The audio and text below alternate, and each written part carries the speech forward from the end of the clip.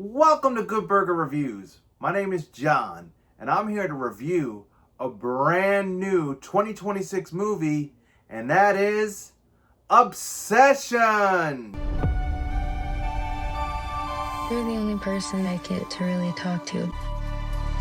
I wish Nikki Freeman loved me more than anyone in the entire world. It's weird how you two are dating all of a sudden. I love you so much. Jeez, what kind of spells you put on her?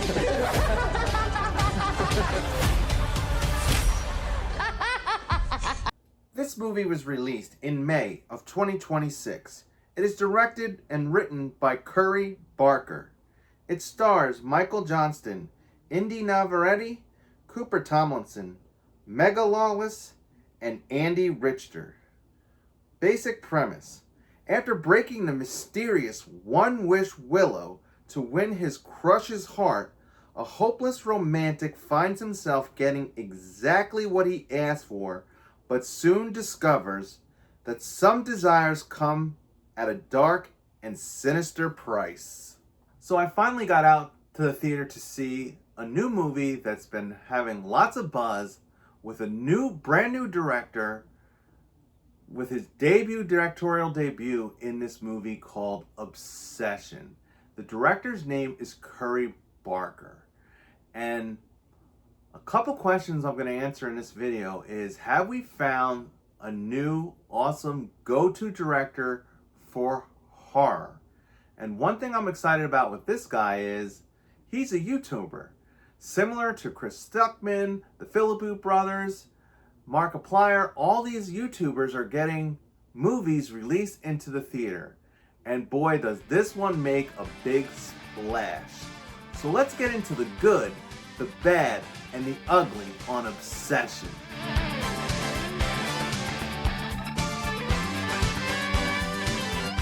So this movie is definitely a movie blend.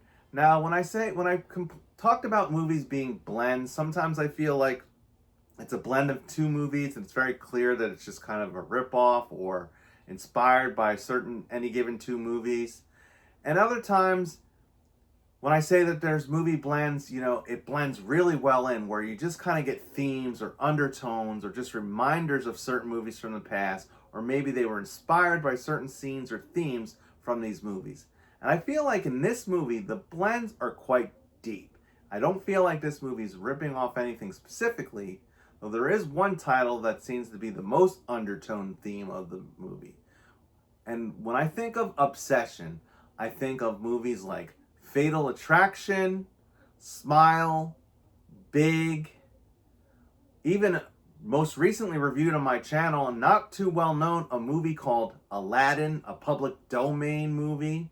And we'll get into how that one blends in here. And I also think of movies like Talk to Me, Together, and also recently reviewed on the channel, Undertone.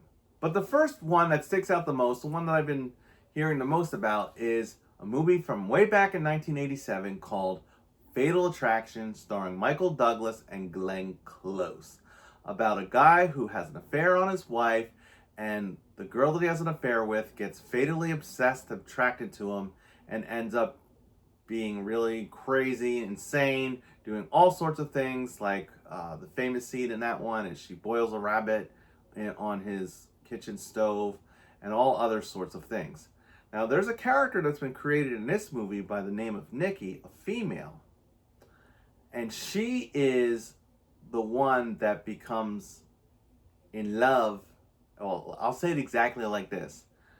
She loves Bear, the guy in this movie, more than anyone else in the world. And I think there's a reason why it's specifically listed like that. And we'll get into how that comes about. But how that makes her very crazy, very insane. And the question is it real? Is this a true love? Or is this a demonic possession?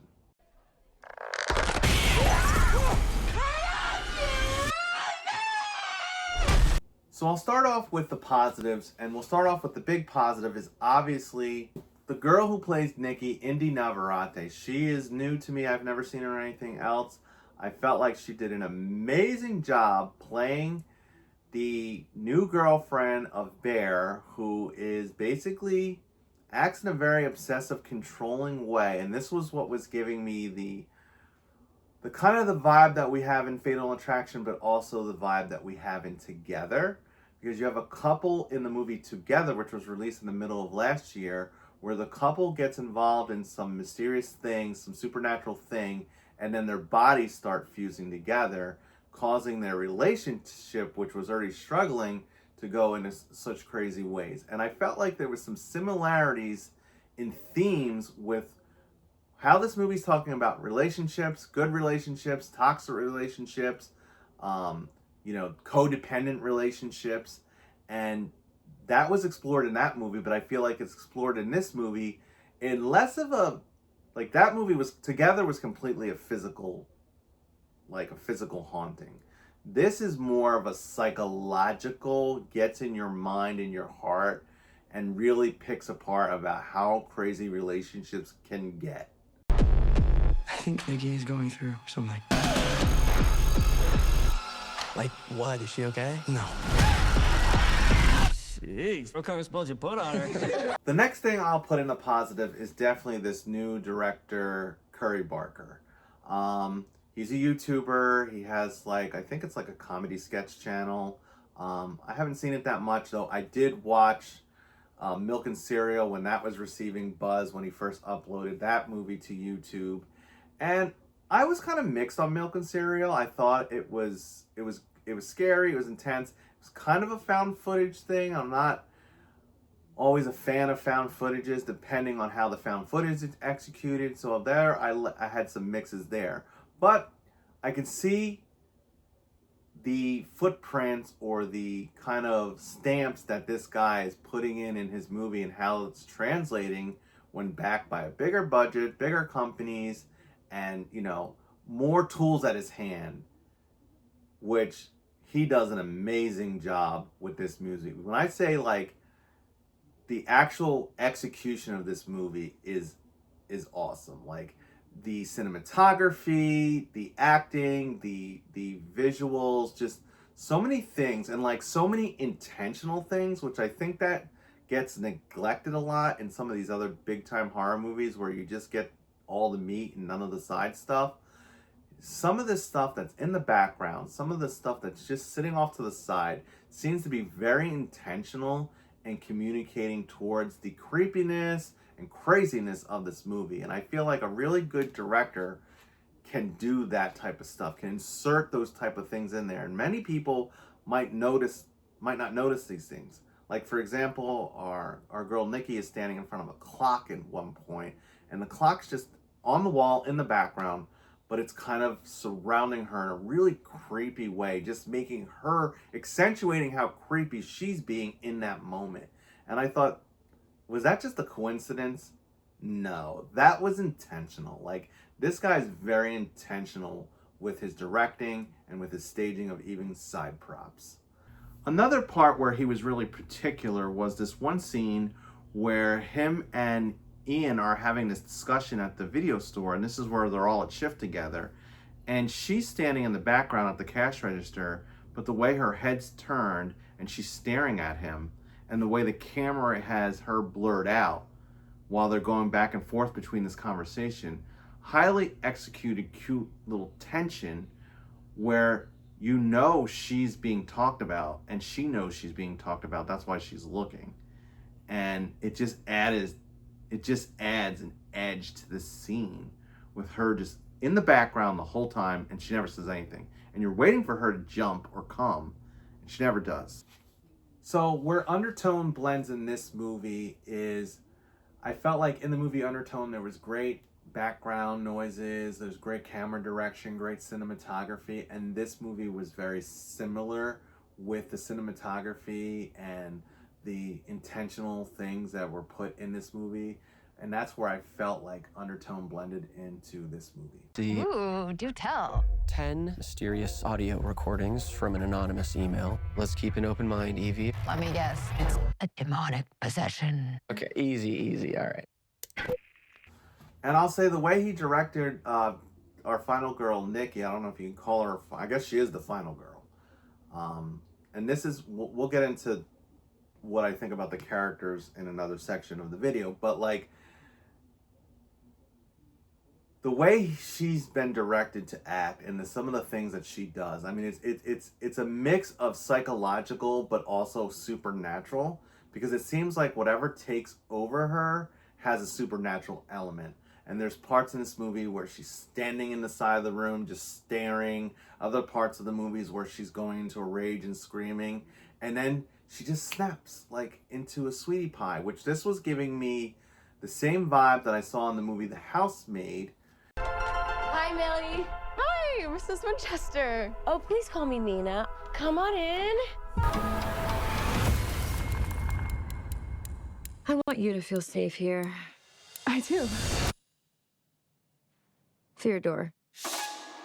I gave Amanda Seyfried, Best Academy Award for Best Actress because of the same exact concept of how she switched from being really polite and friendly and likable to psycho and crazy in the next second.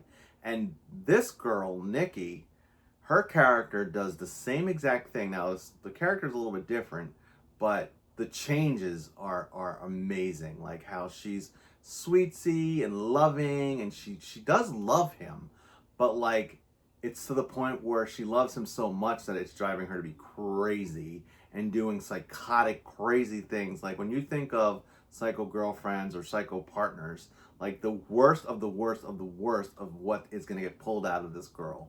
And she just does all those crazy tropes, like in one scene he wants to go out on a guy night and she's like not having it. I love you so much. A love only the branch of a willow tree could conjure. Overall, this movie does a great job with the mystery, the intrigue, the horror, and even though it felt mostly like a slow burn psychological thriller / horror, the pacing was good. I never felt myself checking my watch or getting bored. I would say maybe there's just here and there, it is a slow burn, so there are slower moments. But like I said, our director's very intentional, and there's always something going on. Something is always creeping, someone is always doing something. And this movie is always progressing to where it, ends up at. So this will lead me to the mix. So the mix is, I guess, partly all the hype surrounding this movie, and all these movies that come out that are like, oh, it's the most scariest, it's the most disturbing, it's the most, I guess that's part of the commercialism. But then when you see YouTubers kind of doing some of what I do, kind of hyping it up as well, you kind of wonder, is the hype all it's cracked up to be? Now, this movie's done quite well. Is it the scariest movie of the year? No. I feel like it definitely goes down a rabbit hole and a disturbing route. And our two main characters really do some crazy, disturbing things, psychologically crazy things. I felt intrigued. Was it terrifying? I think there were some neat jump scares and earned jump scares, but I feel like it wasn't overall like terrifying horror or extremely gore, which is good. I'm not always a fan of the extreme gore. This is limited on the gore. I mean, there's a few scenes where things happen and gory stuff starts to happen.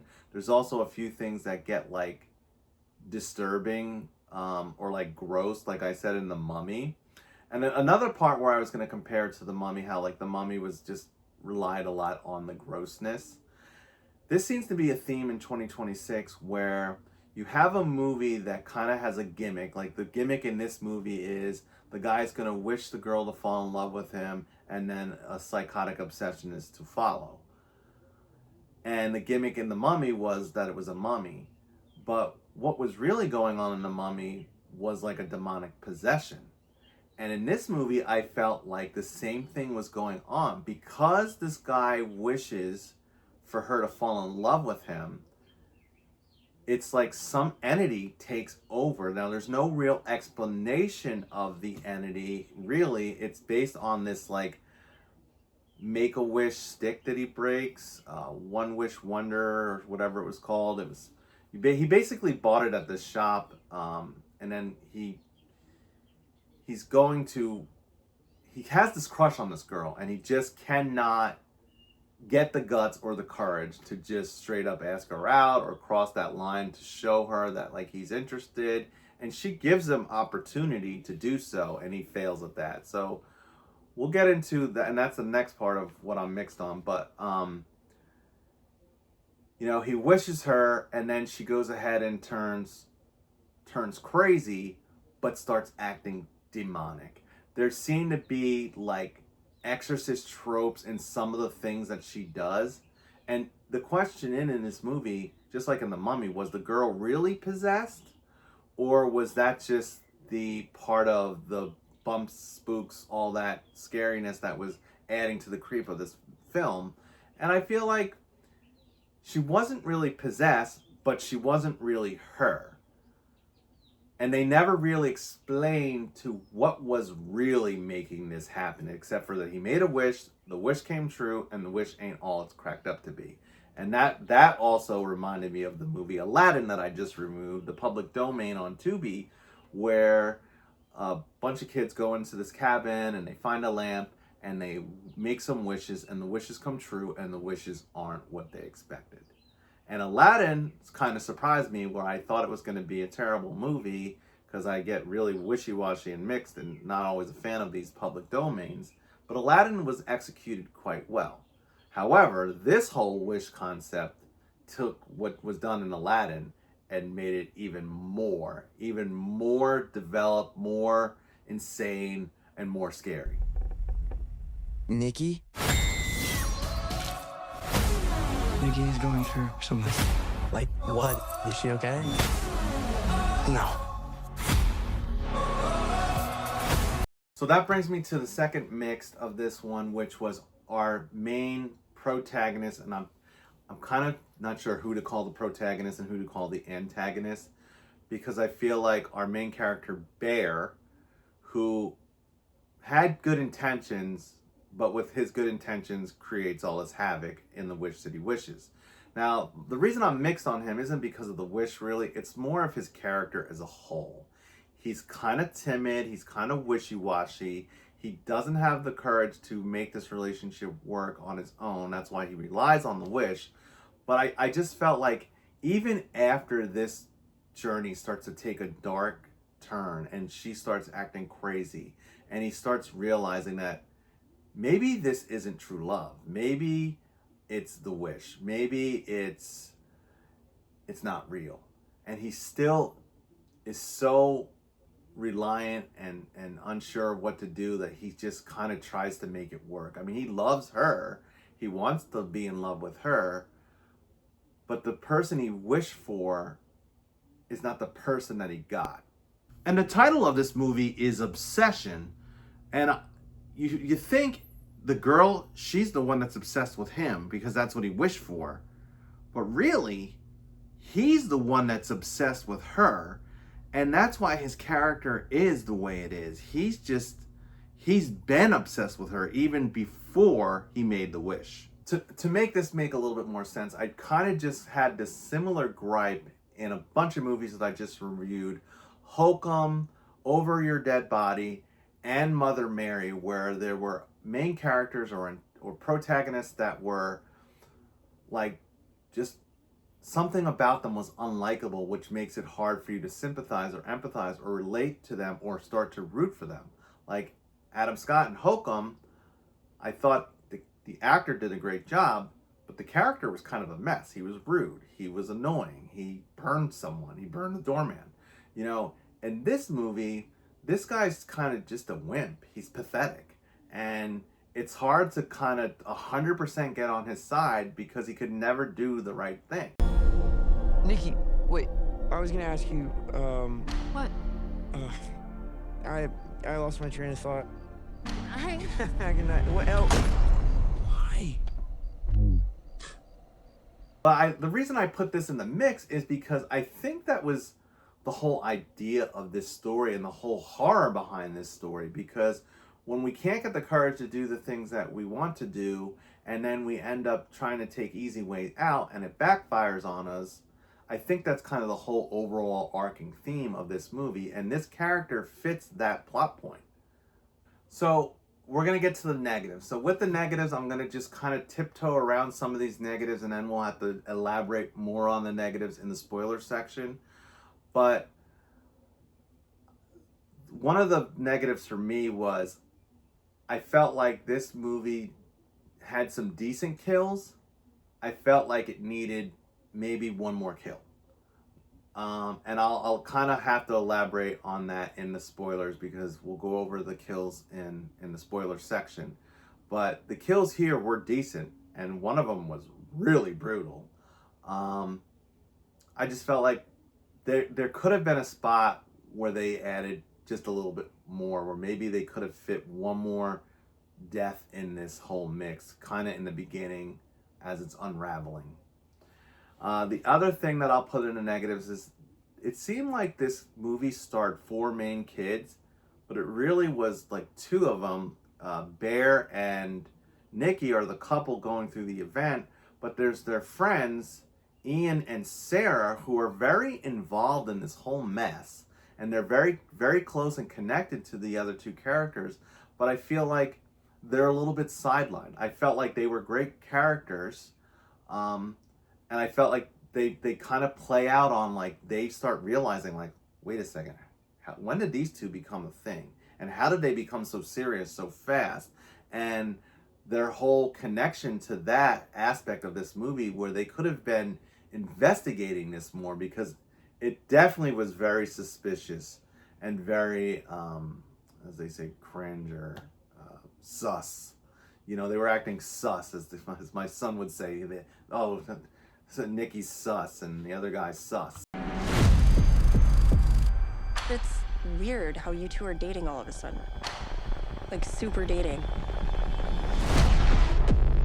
I think Nikki is going through something. Like what? Is she okay? No. You know, there is this one scene in the movie where they're all together at a party at Ian's house, and that was giving me the talk to me vibe. Like, the entire scene is set up like the entire talk to me scenario, and they're playing this game, and Nikki, and I'll have to elaborate on this more in spoilers as well, but Nikki and Bear are just, it's very apparent that Nikki is not right, and I'll just leave it at that. Jeez, what kind of spells you put on her?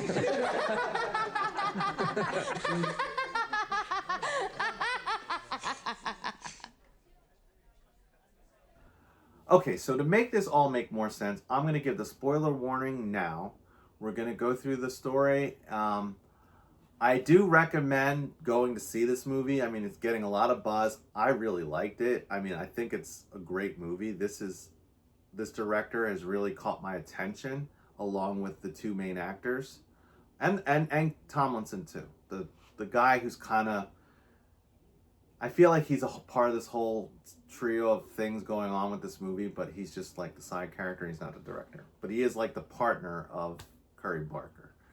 So you've been warned, spoilers. So this movie opens up in a restaurant with Ian and Bear are, well, Ian is talking to a girl, and he's professing his, like, love for her, professing something. And you can tell he's kind of nervous and wishy-washy about it already, and they don't really show the girl right away, but then when it flips over to the girl, it turns out it's just the waitress, and he was just practicing, and he was rehearsing what he wanted to say, what he really wanted to say to the star of this movie, which is Nikki. You know, confess that he likes her. And the friend Ian is kind of, he's comical, he's funny, he's kind of a good friend to Bear, but he doesn't hold back. He basically tells him, like, bro, you're messed up. You need to get it together. Then we flash forward to them being at work. So all 4 of the main kids in this movie, they work at like a music store, and it doesn't really elaborate what they do. Maybe it sells CDs or whatever. And it's very obvious that Nikki has friend-zoned Bear. We find out later that it was mentioned by her to the other friend, Sarah. But, you know, they're going to go out to hang out after work at like trivia night, and Bear is like on the fence about trying to cross that line of like, I want to tell her I like her, I want to see where this goes, maybe if she likes me we can have a relationship. And you know, she is giving mixed signals, like even though it seems like he's been friend zoned, there's like this mixed signal like on the phone where she's like, I really want you to come, and she breaks her necklace over the phone, and that's where he gets the idea that he's gonna go stop at this crystal store and buy her necklace. And he gets to the store, and the people there are kind of weird and creepy, but he wants to buy her like a necklace, and he comes across this like magic wish stick where he's going to like wish upon stick, one wish wonder or something like that, and he buys this as well. And he goes out to the place to hang out with his friends, and they're drinking and they're having a grand old time, and they were going to go to karaoke, but then Nikki didn't want to go to karaoke. She just really wanted to go home, and he wanted to go home too. And like in this car ride home, she's giving him the opportunity, like, because in their conversations it kind of comes up that, you know, if they like each other, and she asks him flat out, like, do you like me? And he kind of just gives like a no answer, like not really, but like, I'm glad we're friends or something like that. He had the opportunity to confess his attraction and doesn't. So she gets out the car, and then he whips out the wish stick, wishes that Nikki would love him more than anyone in the whole world, breaks the stick, and like instantly she's turned.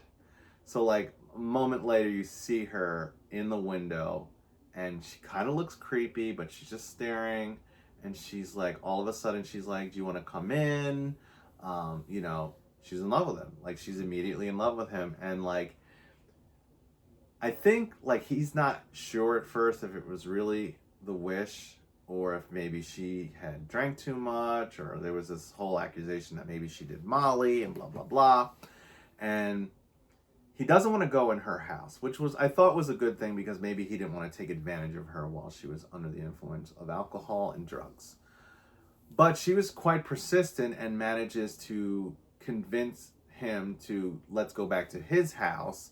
And they go back to his house, and she ends up getting in his bed, and like, I mean, she's aggressive. I mean, she loves him more than anyone in the world. So I mean, this is going to play out, and it instantly starts to get creepy, where she's like, oh, just sleep with me, and she starts doing all the like overprotective psycho girlfriend type things, tropes. And then, you know, but then it also has like this whole supernatural creepiness to it, because sometimes it seems like, because it's not her, or because it feels like she's possessed by something, like it seems like she wakes up to herself and realizes, wait a second, I don't love this guy, but then quick snaps back, kind of like in the movie Get Out, where the guys that are in Get Out that get sunken into the deep corner of their subconscious, and they wake up for a second and realize they need to get out of the situation, but then they instantly get put back. That's what this girl was going through. She was like in a whole get out mode. And she can't get out because this wish has got a control on her, and she's in love with him. And she's going to play psycho girlfriend. They were asking me about the African-American experience. Maybe you could take this one. Oh. Well. I find that the African-American experience for me has been, for the most part, even when you go into the city, I've just had no interest. The chores have become my sanctuary.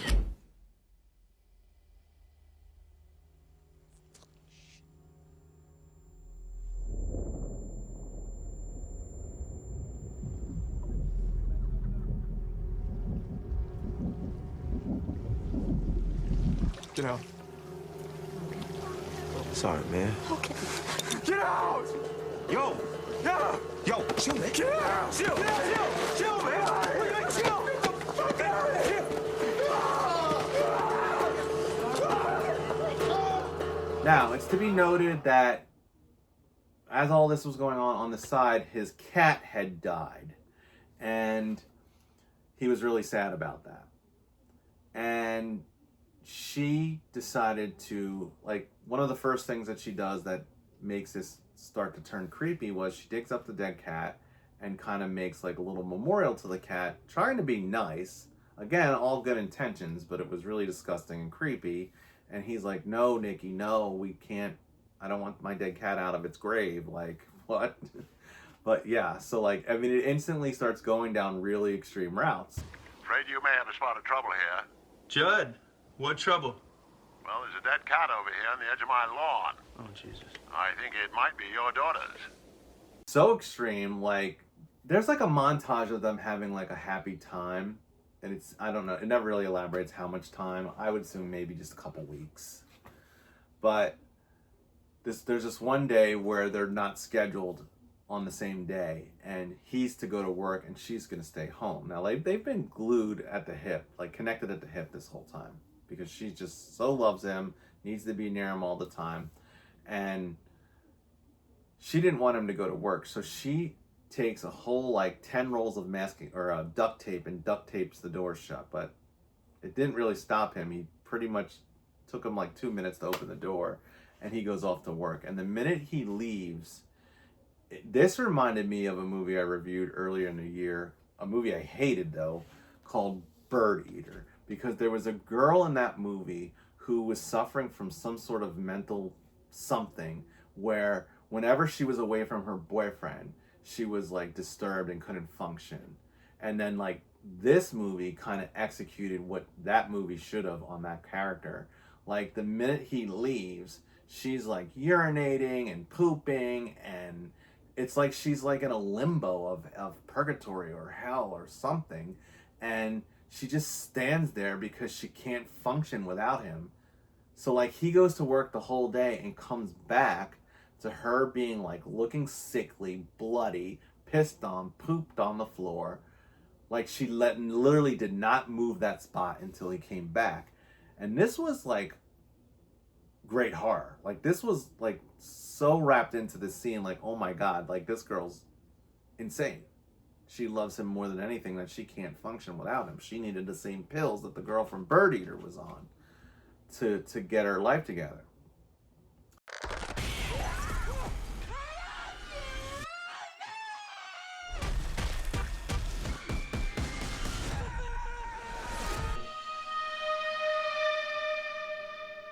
At night, she's standing in the corner watching him sleep. That was a highly well executed scene, just completely spooky. And then like the director Curry Barker does these things where like things kind of go in reverse, or maybe he reversed what he filmed. I don't know. It was really creepy. It just, she was giving like this psycho girlfriend meets demonic entity vibe. No. No, no, no. What? No, no, no, no, no, no, no, no, don't do that! I thought we were having a nice day. We are. Sit Why down. does it matter? I thought we were having a nice We are. day. We are. The whole time I'm getting like the undertone of Fatal Attraction, because the undertones in Fatal Attraction, like the whole psycho connection, is the same, where the girl seems obsessed and will do anything, and just when it's not going her way, she just does crazy things. Well, in Fatal Attraction, Glenn Close boils a rabbit on the stove. In this movie, the girl takes the dead cat and makes a sandwich out of the cat, packs him a lunch. So basically packs his dead cat as a lunch sandwich for him, which he takes to work, and he eats the dead cat at work. And then he had said something about, oh, he wanted to be a food critic, and she made this little cute little note that said, hey, my little food critic, how do you like it? And then cat with a question mark, and I'm like, oh my God, she cooked the cat and fed it to him for lunch. And he, like, again, instant horror moment, like just like the boiling rabbit on the stove. It just was like, So disgusting. Like, he's throwing up. He ate his dead cat. I don't know how he ate the dead cat and didn't know it was something was wrong with what he ate until after he read the note that it was a cat. Because I would have thought that must have tasted terrible to begin with. What did she do to make it taste like? He didn't react to eating it until after he read the note. A census taker once tried to test me. I ate his liver with some fava beans and a nice Chianti. Now, at this point, this is when the friends start to interject because they have realized, like, why, like, how serious their relationship got, like, how bizarre both of them are acting. And this is when Ian says, I'm going to have a party, but I don't want you to go. Like, you're not invited. First, he says they're not invited because they've been acting so crazy. And then he says, I want you to come, but not Nikki. Let's make it a guys' night out. And he says, I'll tell my girl not, I'll tell whatever girls not to come. We'll just do guys' night. Of course, when Bear goes to tell Nikki, like, we're going to do a guys' night, she's not going to have it. So she's going to do just like what they did in Birdie, where literally all the girls showed up at the bachelor party. Well, this party had all the girls at it. Like, none of the girls stepped back and decided to let the guys have a guys' night. And Ian, of course, is mad that Nikki showed up to the party. And then this is where we had the whole talk to me scene. They were playing Jenga, and it was like I don't know, it was like these Jenga blocks had things that they were supposed to say or do. So, like, you pull out the Jenga block and then you do something or say something. So, like, she pulls out the block, Nikki pulls out the block, and we never know what her instruction was, but she recites this demonic, bizarre version of Hansel and Gretel, which I thought was really creepy. And, like, she just really has a haunting creep to her in this scene. Like, it's like this totally talk to me vibes, but, like, she just, like, pulls this off. And then this is also why I was getting the smile vibe too, because, like, she does this smile vibe. She does this smile like they do in Smile.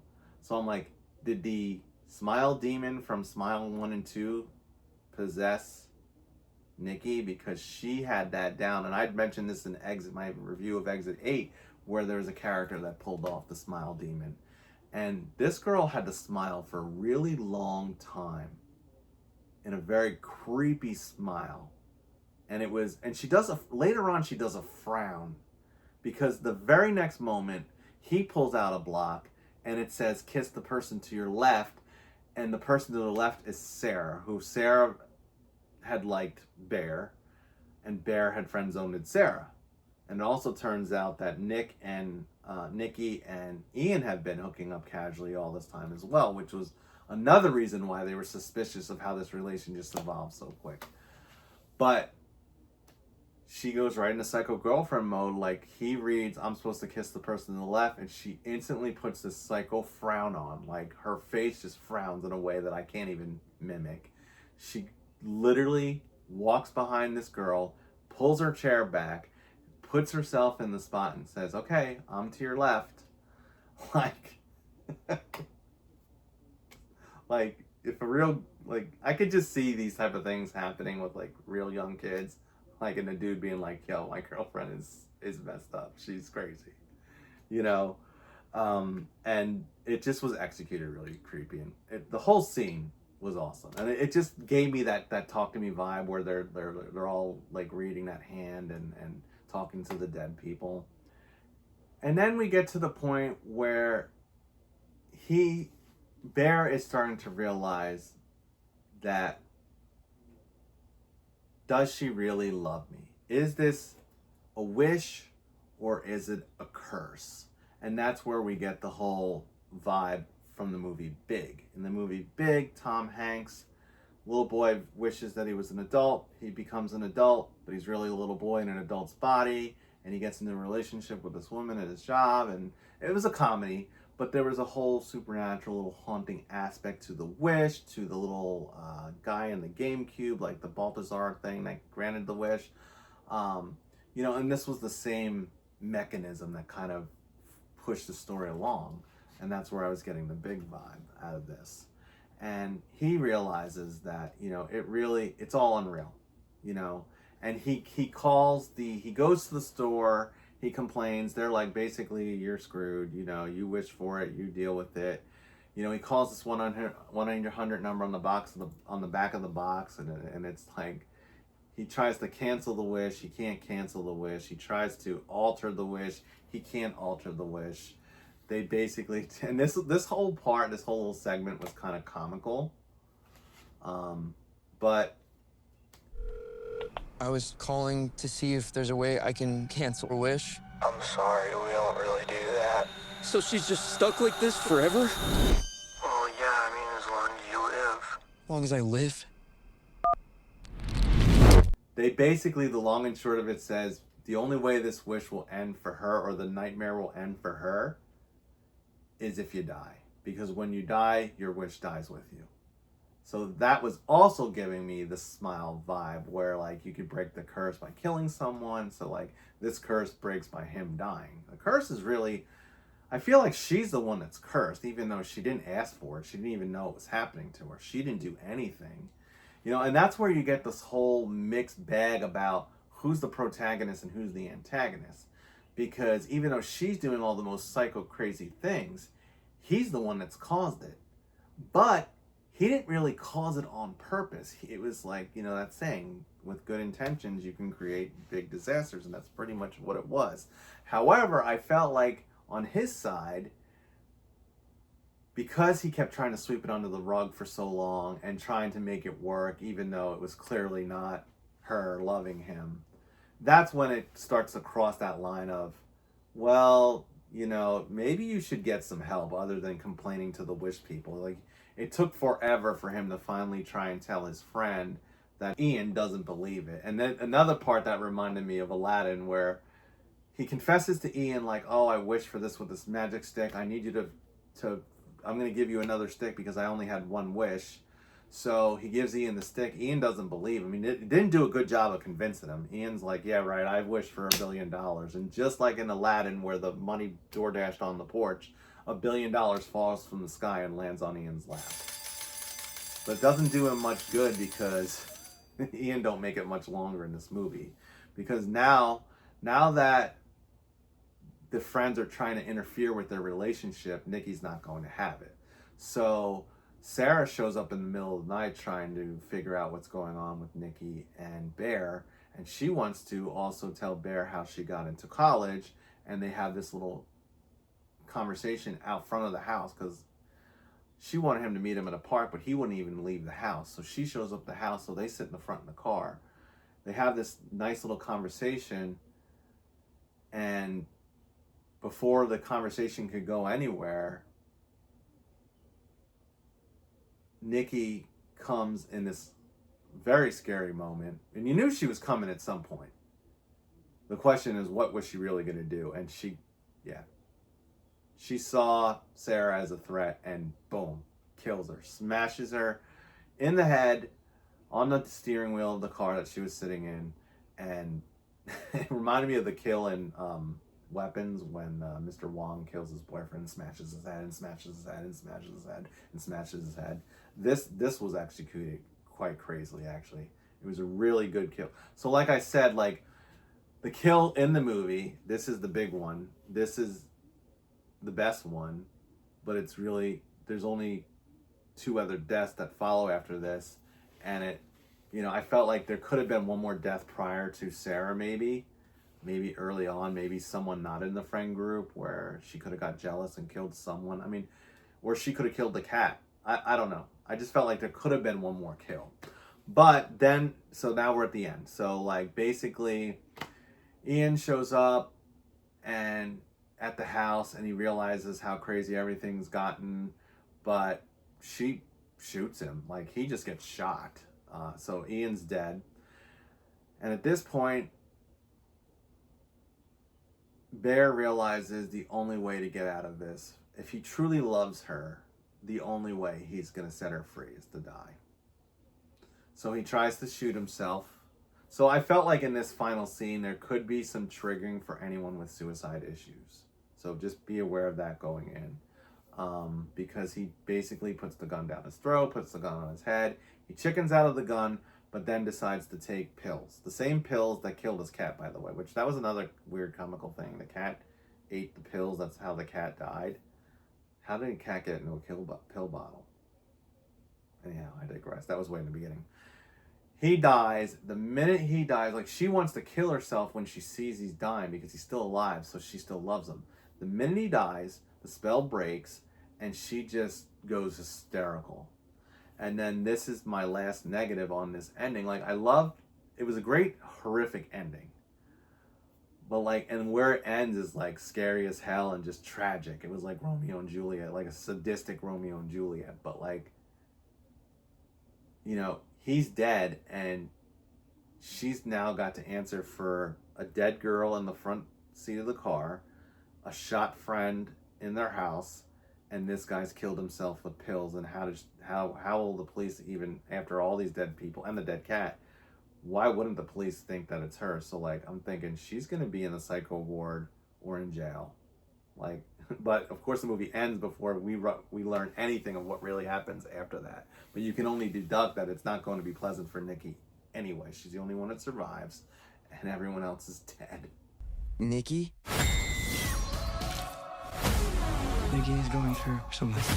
Like what? Is she okay? No. She's obsessed with me. Oh, it's not so bad.